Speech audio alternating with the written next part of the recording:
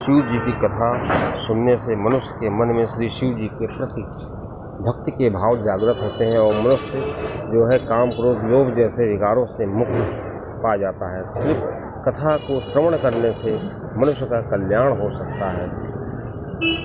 क्या कारण है कि मनुष्य जो होता है वो कमज़ोर होने लगता है। मनुष्य जो है अपने जीवन के राह पर अपने आप को कमज़ोर पाता है। इसी पर आधारित ये वीडियो है। जब आपको जानकारी अच्छी लगे तो चैनल सब्सक्राइब करिएगा, वीडियो को शेयर करिएगा।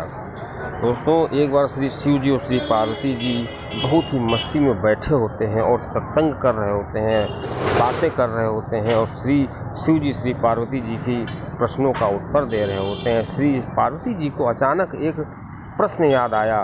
उन्होंने कहा, हे प्राणनाथ, मेरे मन में एक प्रश्न बहुत तीव्र उठ रहा है। मैं कई बार उसके बारे में सोचती हूँ और आपसे पूछना भूल जाती हूँ। तो श्री शिव जी कहते हैं, हे गिरजा, क्या ऐसा प्रश्न है जो आपको परेशान कर रहा है?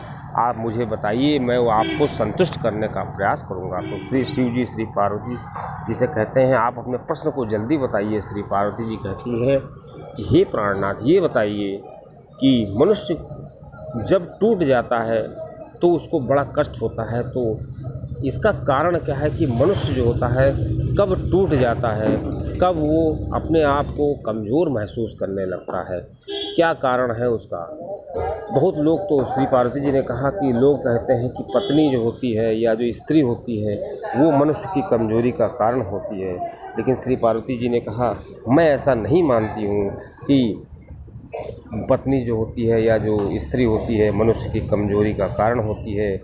क्या आप मुझे सही मार्गदर्शन करें कि क्यों जो मनुष्य होता है वो कमज़ोर पड़ने लगता है? श्री शिव जी मुस्कुराए। उन्होंने कहा, आपने बहुत अच्छा प्रश्न किया है कि मनुष्य जो होता है कमज़ोर क्यों पड़ने लगता है। अब श्री शिव जी श्री पार्वती जी से कहते हैं कि मैं आपको इस आपके प्रश्न को कि मनुष्य जो होता है कमज़ोर क्यों पड़ने लगता है, क्या कारण होता है उसकी कमज़ोरी का, इस प्रश्न को मैं आपको एक कहानी के माध्यम से बताऊंगा। बस आप मेरी कथा को बहुत ध्यान से सुनिएगा, तभी आप उससे संतुष्ट हो पाएंगी। श्री पार्वती जी ने कहा, हे प्राणनाथ, आपकी कथा मैं बहुत ध्यान से सुनूंगी, आप बताइए। श्री शिव जी कहते हैं कि बहुत समय पहले की बात है कि एक राजा हुआ करते थे और अपनी प्रजा का बहुत ध्यान रखते थे। बहुत ही कुशल राजा थे और उनके राज्य में सभी बहुत ही मस्ती से रहा करते थे। उन्हीं के राज्य में एक बहुत बलशाली युवक था। उसको इतना बल था कि उस बल का बखान नहीं किया सकता है। वो इतना बली था कि वो किसी को भी उठा लेता था और जो जानवर होते हैं उनको भी उठा सकता था और पेड़ पौधों को तो हिला देता था, पेड़ों को तोड़ सकता था। श्री शिव जी श्री पार्वती जी कहते हैं कि वो व्यक्ति इतना ज़्यादा बलशाली था, उसके बावजूद भी वो सभी का बहुत सम्मान करता था, सभी से बहुत प्रेम से बोलता था और व्यक्ति उससे जो एक बार मिल जाता था उससे बार बार लोग मिलना चाहते थे। लेकिन इतना सब कुछ होने के बावजूद भी वो बहुत ईमानदार था और अपने माता पिता की सेवा भी करता था और उसके अंदर कोई अवगुण नहीं थे। वो धार्मिक प्रवृत्ति का भी था। लेकिन श्री शिव जी श्री पार्वती जी से कहते हैं कि हे प्रिय, उसके अंदर एक बहुत बड़ा अवगुण था, या उसको अवगुण कह लीजिए या कह लीजिए कि उसकी एक आदत बहुत ख़राब थी कि वो जिसको देखता था, जो उसके सामने आ जाता था, उसको घूरता था, वो उसको उठा के पटक देता था, उसको गिरा देता था, बस चला जाता था, चाहे कोई भी हो।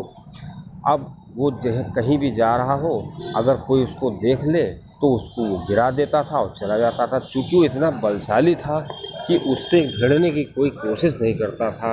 यहाँ तक कि अगर गांव में अगर कोई घोड़ा को देख ले या कोई घोड़े पर बैठ के जा रहा है उसको देख ले, तुरंत उस घोड़े सहित उसको गिरा देता था। यहाँ तक कि एक बार उसने एक हाथी को गिरा दिया।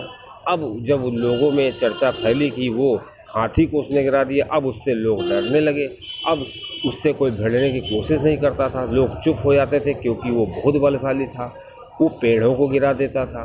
अब श्री शिव जी कहते हैं कि उसकी ये आदत थी, क्योंकि श्री शिव जी कहते हैं कि आदतों को जो है वो बुरी आदतों वो हम डालते हैं वो धीरे धीरे हमारी आदतों में शामिल हो जाता है और हमारे कमजोरी बन जाती है। इसलिए कभी भी कोई बुरी आदत नहीं डालनी चाहिए। अब श्री पार्वती जी कहती हैं कि हे प्राणनाथ, उसके बाद क्या हुआ? अब श्री शिव जी कहते हैं कि अब एक बार क्या हुआ कि उस नगर का राजा घोड़े से जा रहा था। जब उसके रास्ते में आया तो उसको लगा कि राजा उसको घूर रहा है। उसने तुरंत क्या किया, घोड़े सहित राजा को गिरा दिया। अब राजा चूँकि गिर गया था, अब उसको बहुत ही शर्म आ रही थी वहाँ पे कुछ कहते हुए। तुरंत वो दरबार में आया। उसने अपने सेनापति को आदेश दिया कि पता लगाओ कि ये युवक कौन है जो इसकी इतनी हिम्मत कि वो राजा को गिरा दे।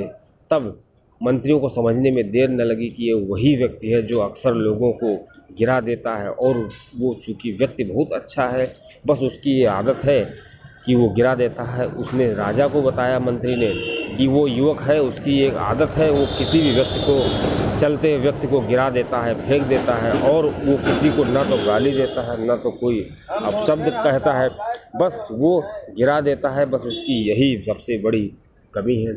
तो राजा ने कहा ठीक है, अगर उसके अंदर ये कमी है, वो गलती करता है, उसकी आदत है, तो उसकी इस आदत को छुड़वाने के लिए कोई उपाय होना चाहिए, क्योंकि अगर वो ऐसा करता है तो बहुत ही गलत करता है। तो उसने अपने मंत्री से पूछा कि बताओ मंत्री, इसको क्या किया जाए, उसको कैसे उसका अभिमान तोड़ा जाए। मतलब राजा ने सोचा कि इसको बहुत अभिमान है, तभी तो ये अपना ये गलती करता है, लोगों को गिरा देता है। तो मंत्री ने कहा कि आप राजा हैं, हमसे ज़्यादा बुद्धिमान हैं, आप ही कोई उपाय बताइए। राजा सोचने लगे। फिर राजा को एक उपाय सोचा। राजा ने मंत्री से कहा कि आप उसको बुलवाइए और उससे कहिए कि इस नगर के बाहर पहाड़ी है और पहाड़ी के ऊपर एक मंदिर है, और वो जाए उस मंदिर में रोज़ दीपक जलाए जा करके। राजा को लग रहा था कि अगर इस व्यक्ति को कोई एक कार्य दे दिया जाएगा डेली के लिए तो इसको टेंशन होगी और इसको तनाव होगा, क्योंकि एक काम जब ड्यूटी के रूप में किया जाता है तो व्यक्ति को तनाव होता है, जिससे व्यक्ति जो होता है वो कमज़ोर पड़ने लगता है। उसको बुलवाया गया, उस व्यक्ति को राजा ने बुलवाया। राजा ने कहा क्या तुम मेरा एक काम कर सकते हो? क्योंकि वो व्यक्ति बहुत दयालु प्रकृति का था। उसने राजा से कहा कि आप बताइए, आपका कार्य मेरे सर आँखों पर। तुरंत राजा ने कहा बस तुमको नगर के बाहर जाना है और एक पहाड़ी है, उसके ऊपर एक मंदिर है, वहाँ पे तुमको रोज़ दीपक जलाना है। और तुम कभी भी जा सकते हो, ये नहीं कि सुबह जाओ शाम को जाओ, लेकिन तुमको जाना ज़रूर है। और एक चीज़ का ध्यान रखना, अगर जब तक तुम मेरा दीपक जलाते रहोगे तुम्हारा सारा खर्चा मैं उठाऊँगा। राजा ने कहा कि तुमको इसके लिए एक पगार भी मिलेगी और तुम्हारे परिवार का पूरा खर्चा और तुम्हारी देखभाल, तुम्हारा खाना पीना का खर्चा सब राज्य से उठाया जाएगा। लेकिन एक बात का ध्यान रखना, जिस दिन तुमने दीपक नहीं जलाया और हमको पता चल गया तो उसके बदले तुमको भारी दंड भी दिया जाएगा। और क्या दंड होगा इसका निर्णय मेरे मूड पर निर्भर करता है कि उस दिन हमारे दिमाग में क्या चल रहा है। उसमें तुमको मृत्युदंड भी दिया सकता है और छोटा भी दंड दिया सकता है। अब वो जो व्यक्ति था वो दीपक जलाने जाने लगा। कुछ दिन तो उसको बहुत अच्छा लगा, क्योंकि नया नया काम था, राजा ने दिया था। अब जब कुछ समय बीत गया, वो रोज़ जाता था मंदिर में, जाके दीपक जलाता था। ऐसे ऐसे बहुत समय बीत गया। कुछ दिन बाद क्या हुआ कि वो आलसी होने लगा। उसको एक टेंशन हो जाती थी, सुबह एक तनाव हो जाता था कि मुझे ये काम करना है। अब उसको वो दीपक जलाना बहुत बोझ लगने लगा। अब दीपक जलाने के लिए वो उसको एक काम समझता था। वो सोचता था चलो ये पहले ही काम निपटा देते हैं, ये तो कहीं राजा का गुस्सा हो गया और राजा ने हमको दंड दे दिया तो क्या होगा। इसलिए उस डर के मारे, वो डर उसके अंदर इतना समा गया कि वो धीरे धीरे कमज़ोर पड़ने लगा। श्री शिव जी श्री पार्वती जी से कहते हैं कि हे प्रिय, जो व्यक्ति इतना बलवान था, जो हाथी को उठा के पटक देता था, एक बार क्या हुआ कि जब वो दीपक जला के लौट रहा था तो ऊपर ही पहाड़ी पे उसको एक गाय मिली।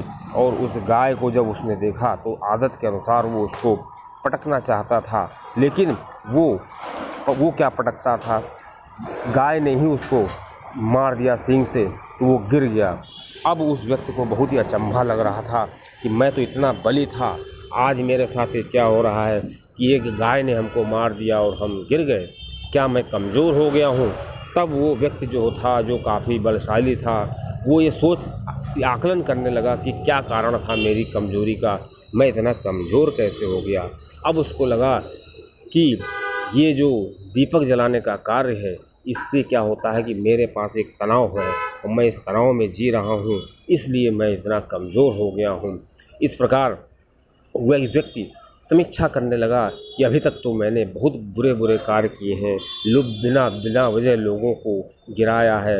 अच्छे खासे जो व्यक्ति किसी कार्य के लिए जा रहे थे, मैंने उनको गिरा दिया। बताओ उनको कितना दुख होता होगा, उनके सम्मान को कितना ठेस पहुंचता होगा। मैंने अपने बुजुर्गों का कितना अपमान किया, कितने बुजुर्गों को मैंने गिराया, और जब वो गिर गए होंगे तो उन्होंने अपने घर में क्या बताया होगा, कितना उनको ठेस पहुंचा होगा। उस व्यक्ति को इतनी गिलानी हुई, वो बहुत ही शर्मिंदा हो रहा था अपने बल पे, और उसको लग रहा था कि राजा ने जो हमको कार्य दे दिया है, इसी जिम्मेदारी की वजह से मैं अपने आप को कमज़ोर पा रहा हूँ और मुझे ग्लानि भी हो रही है। इस प्रकार उसको अपने किए पर बहुत ही शर्मिंदा हो रहा था। और जब उसको लगा कि मैं काफ़ी अब जो है सुधर गया हूँ और राजा ने जो मुझे कार्य दिया है ये काफ़ी अच्छा है, तो इस प्रकार वो राजा का कृतज्ञ हो गया और राजा से कहने गया, राजा से कहा कि आपने जो मुझे कार्य दिया है